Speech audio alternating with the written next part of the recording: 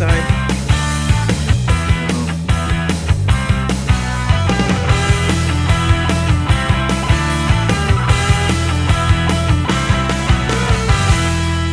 This coin door, on another hand though, it's definitely rusted. I might just replace the whole thing. That one doesn't look so bad on the camera, but it looks pretty worn. See the corrosion in here. I just don't know about that. If I want to operate it the way it should be with the coins, I need to fix it. I mean, look at this slot right here.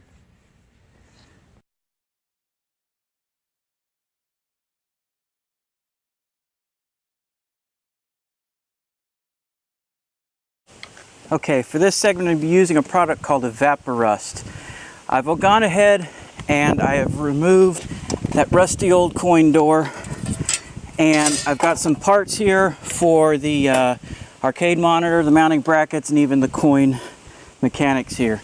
So this is supposed to be a non-toxic, safe alternative to other acids. It's not an acid base. It works through a way of extracting the iron, the rust oxide from the iron. So I'm just going to put all these parts in here, lay them out. It says it's safe on the electronics too. I'm just going to go ahead and put everything inside of here. Brackets, coin doors, and just go ahead and add the product. Hopefully this is enough to cover everything. Looks like we're going to have to use the whole gallon. Well, it might not be deep enough here. So I might have to try this in a different container. So we'll come back and we'll try that separately. Okay, so what I had to do here was I added about a half a gallon of water to the mix. The reason I did this is because it's important that you keep the metal completely submerged, or else it's not going to have any effect on it. The website for the product says that it's okay to add water. It will dilute it, but in some cases that's necessary for certain metals or how much rust reduction you want to do. So this is what we got. It's about a 25% dilution. So we're going to let it sit in there for a couple hours, and then we're going to come back and check on it. Stick around. So it's been about an hour and a half, just about. You can already see some signs. This is actually looking pretty good. See how clean this is looking right there. And we got some silver shining through, or some stainless steel. So even with the diluted concentration, it seems to be doing the trick. Of course, we're going to have to leave this in overnight, but there's some things on the bottom I wanted to take a look at. So let's go ahead and pull this out and see what we got. What I wanted to see... oh my goodness. Wow, these brackets are super smooth. They were so rusted before. Wow. I'm pretty impressed. Very impressed. In fact, you can see there was paint on them. How about that? This one is getting pretty good. Yeah, not bad. I think maybe another hour or so on this one. And what we'll do is we'll flip that guy over upside down and work on the other side. So, there we go. Everything is submerged except for those two buttons. So I'll put these on top of there and we'll cover it up. Then we'll be back. Okay, so it's been about another hour, about 2 hours so far complete. I can see some noticeable difference. You can see back here, definitely getting some more shine coming through. These bolts, since they aren't really submerged, I'm going to have to flip those over, the push button, the coin release buttons there. But the metal plate's looking good. And so now we're going to go ahead and pull out those other brackets and take a look at how those look right now. The whole thing. Oh, yeah, definitely you can see some difference on there.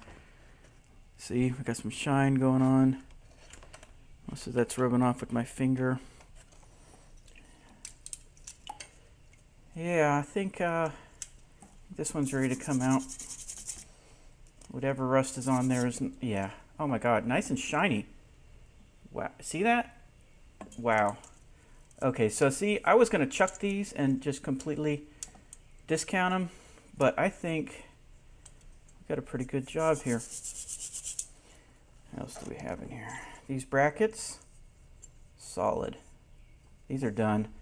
I mean, they're just brackets that aren't going to be seen. I'm going to take these out for sure, put these back together. We'll finish working on that coin door. And after that, we'll polish up the metal on it and we'll repaint it. Put it all back together. Looks like we might have a new coin door by tomorrow. So until then, we'll let this soak overnight. See you later. Good morning. It's about 7 a.m. This has been soaking since 3:30 yesterday, so about 16 and a half hours, if I have my math right. What I'm going to do today is I'm going to pull these physically off. The big thing here, I think I'm going to take it out and consider it done, because it's the other parts here that are being more problematic. Oh, wow. Look at this. Okay, now that's looking good. Excellent. So on to disassembly, and then we'll get those the slots put in there. Okay, I want to give a big shout out to Mark Guggen. I believe I'm saying that right. For making these 25-cent labels. He basically has these made for him on acrylic here. What we have is the original. It's very close, very similar. See, it's a little sharper on the corners here, but it's hard to find these, and this is a pretty exact representation.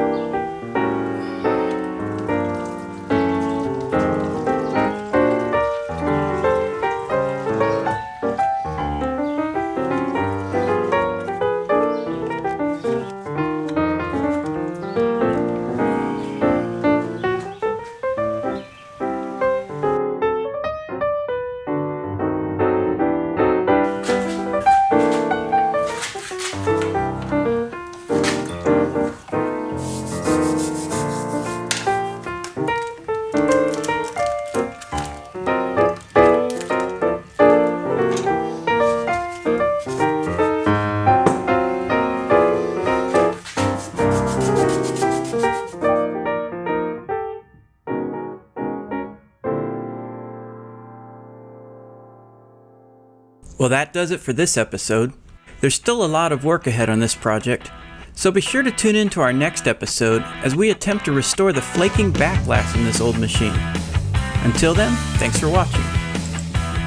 If you haven't done so already, be sure to subscribe to That Geek Guy so you don't miss any portion of this ongoing restoration project.